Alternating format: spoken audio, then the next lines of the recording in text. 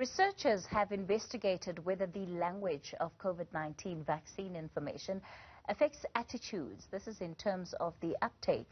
They found that changing the language can influence public trust and help to turn hesitancy into acceptance. We're joined by the National Institute for Communicable Diseases Executive Director, Professor Adrian Puren. Professor Puren, good evening to you, and thanks for your time tonight. Interesting that you would study the language around how information on COVID-19 has been distributed. What specifically were you looking at? I'm not familiar with the actual reference that you're referring to, but I think that, yes, you're quite right. The way in which we certainly approach and provide information to people to make their decisions, I think is really going to be critical in order for them, for example, not to feel as if they're being spoken to or stigmatized, but provides them with opportunities to understand and provide information that's critical for them to make those types of decisions about being vaccinated. Sometimes, you know, at the onset of this pandemic, of course, it was quite difficult for people to fully understand some of the work that was being done, because it is very scientific, highly technical, and, you know, some of us are being exposed to some of the terminologies for the very first time. Absolutely. I think, you know, scientific literacy is a major challenge, and I think it's very important and that those who communicate information that is very scientific be able to communicate it in such a way that it's not condescending, but actually allows people to actually grasp what the content is and what it actually means. So it's really, you're quite right. And it's not specifically because of COVID-19, but I think it's really a general approach as to how we educate our communities at large to be able to participate and understand what these scientific terms mean and what the implications are for them. I want us to also explore the issue of, you know, what language communication is being done in. How do you think that that influences people's reception of it? Yes, I think that, you know, we have all the 11 official languages, and so I think it's really critical that we do try and provide information in the languages that people actually are familiar with and use on a day-to-day basis. But it's really been quite a challenge, I think, for many of us in the communication field, in the scientific field, to have people that are familiar with the different languages and familiar with how to convert those scientific terms in such a way that they become accessible to those who may not be familiar with English, which we use on a routine basis for our communication. Just as you and I are talking about these particular things in English, how do you then take those 11 official languages and how can we make sure that it becomes accessible? Professor Puren, I want us to look at COVID-19 and where we sit as a country right now. From the research that scientists like yourself have been doing, can we definitively say that there are a certain amount of South Africans that have been exposed to the virus? Yes, you're quite right. I think we've been through some substantial resurgences or waves, as they're being called, with different variants. And so I think that the consequences of that has been that people have been exposed and they've had natural infections and therefore have developed degrees of immunity to the different variants that have been in circulation. We've had people who have also been vaccinated and have also had breakthrough infections, and these have certainly also contributed to that.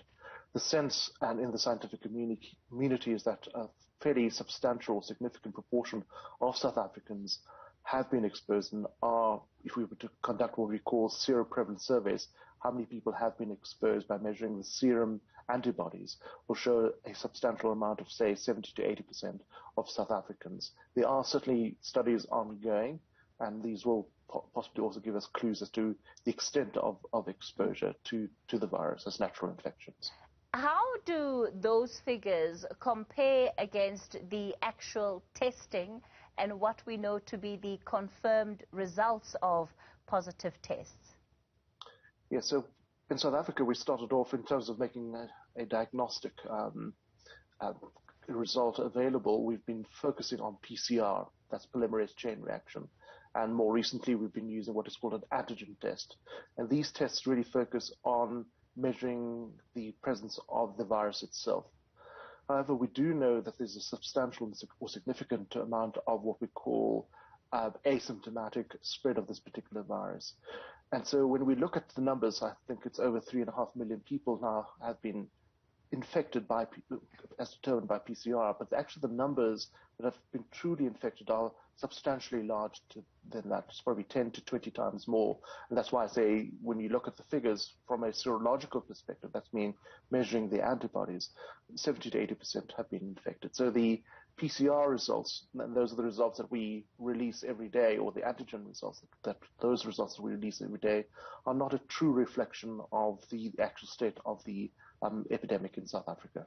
How does rather this data that we have now contribute to preparations for what may be a fifth wave of COVID-19? Yeah, I think the data, even though we may not have the absolute numbers, they certainly give us an idea about the trends. And those trends certainly do indicate that, at least at this particular point, that South Africa is out of its fourth resurgence or fourth wave. But we still have numbers of people still being infected. I think today it's about 4,000 odd individuals that have been infected. We still have people that are being admitted to hospital with severe disease, but not to the same extent as in previous waves. Nevertheless, I think we can't necessarily predict what's going to happen over the next few weeks or months. We may have another variant, and you've seen that in South Africa. We've had these different variants come along, some of them more potent than others in terms of the effects that it's had.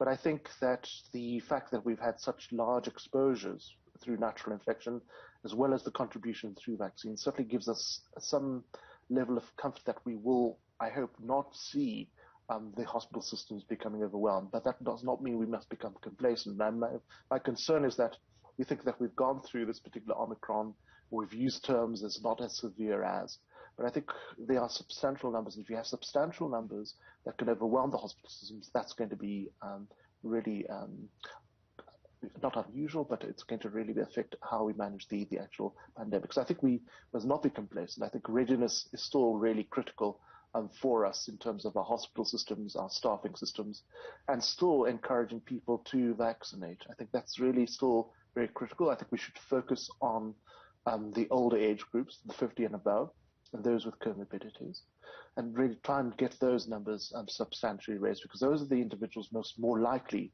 to end up in our hospitals and our ICUs. So I think the boosters as well, I think that's also going to be very important. So those individuals that have had the full course of, for example, the Pfizer vaccine should, within that period of 6 months, receive their booster vaccines as well. And it's been precisely terms such as not severe as that have contributed to some people believing that a fifth wave of COVID-19 may emerge out of a milder variant of the virus. Is there any reason to believe that from the work that you have done? I think it's a possibility, but I think we should not say that that is the likelihood. I think we would like to think that there's so-called adaptation of the virus and that it becomes a milder form. I think that's what we would like to see in terms of the future. But I think it's really, at this particular point, very difficult to predict that. Fortunately, I think in South Africa and various other countries certainly are monitoring what is in circulation, so that will certainly give us clues. And so I think when we identified Omicron, I think that was the major concern, that we would have a virus that would cause really severe disease. But fortunately, I think that turned out not to be the case. But nevertheless, that should not lull us into a false sense of security that the next variant will be less virulent. I think that's what we've seen. I mean, that's what has happened to other coronaviruses that are in circulation that do cause the common cold. But the thought is that it has actually adapted and become less virulent, and that's the hope with this particular virus as well. Executive Director of the National Institute for Communicable Diseases, Professor Adrian Puren.